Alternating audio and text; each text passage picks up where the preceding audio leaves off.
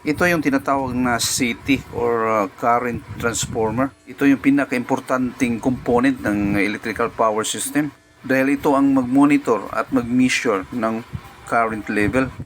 Ginagamit ito kadalasan kung mag-install ka ng mga ADMI meter dahil dito sa CT na to, mababasa niya ang normal power na ginagamit ng tenant at pwede rin niya mabasa ang mga emergency power consumption kung ginagamitan na ito ng generator.